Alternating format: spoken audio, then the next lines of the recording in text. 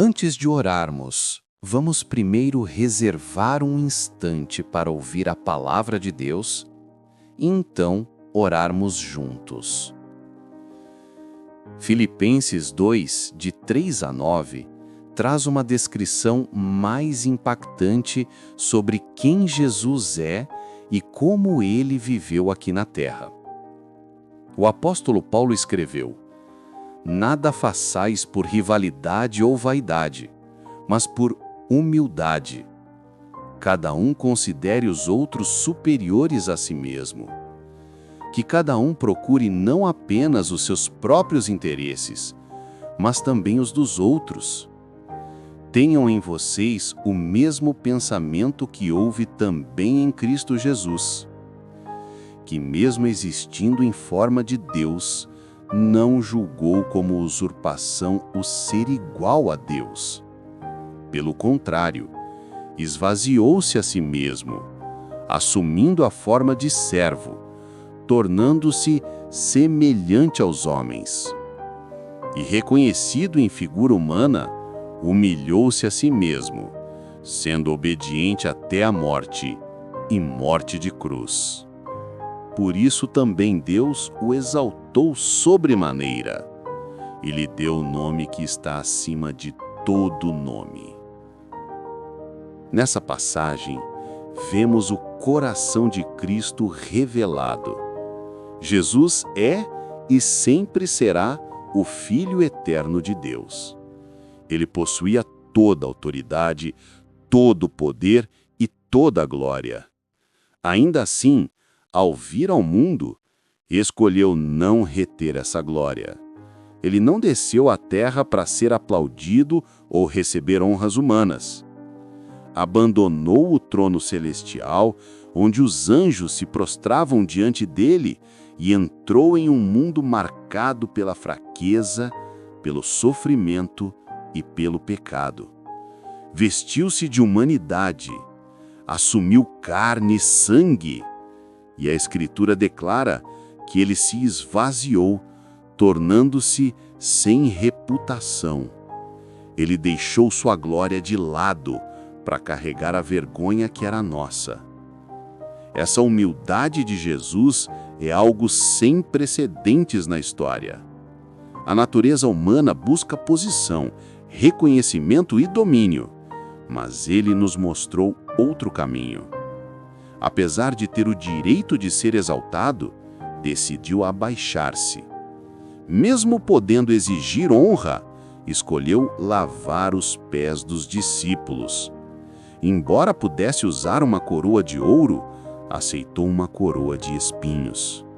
Ele não se agarrou à igualdade com Deus como algo a explorar em seu benefício próprio, mas utilizou sua divindade para servir. Essa é a essência da humildade do nosso Senhor. E Paulo nos exorta a ter a mesma atitude em nossa vida. Assim como Cristo se humilhou, também somos chamados a viver em humildade, valorizando os outros acima de nós mesmos e rejeitando o egoísmo. Porém, não foi apenas a humildade que marcou sua vida. Ele também veio como servo. Jesus não chegou para ser servido, celebrado ou atendido pelos homens. Pelo contrário, fez-se o servo de todos. Pense nisto.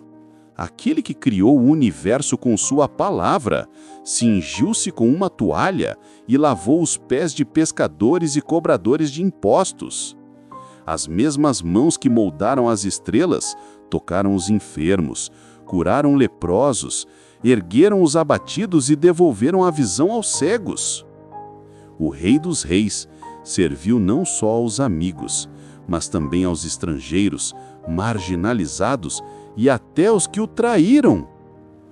Toda a sua existência foi dedicada a servir e a entregar-se em favor de outros.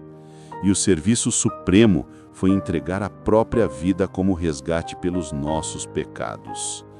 Na cruz, levou sobre si a culpa da humanidade inteira. Pagou um preço que ninguém poderia pagar. Doou-se completamente para que fôssemos libertos.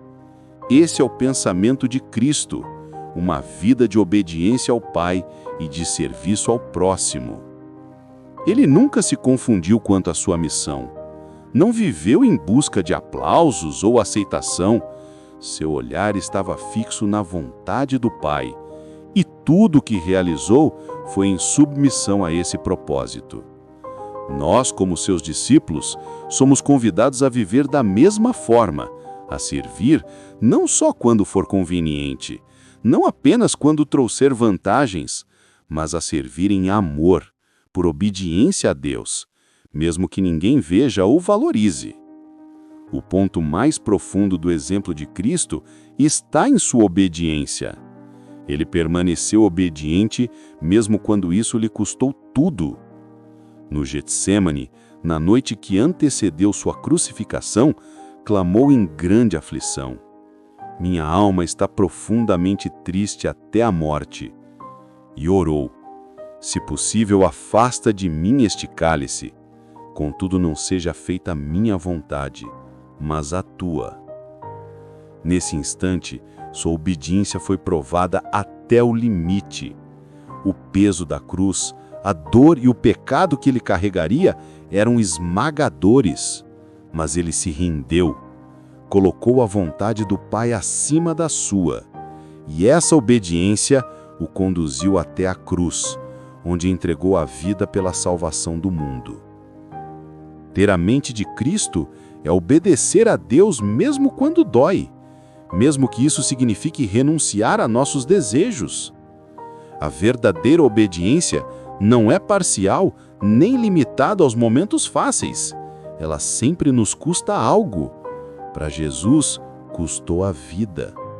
E Ele nos convida a seguir o mesmo caminho, entregando nosso orgulho, nossa vontade e nossos anseios para que a vontade de Deus prevaleça em nós.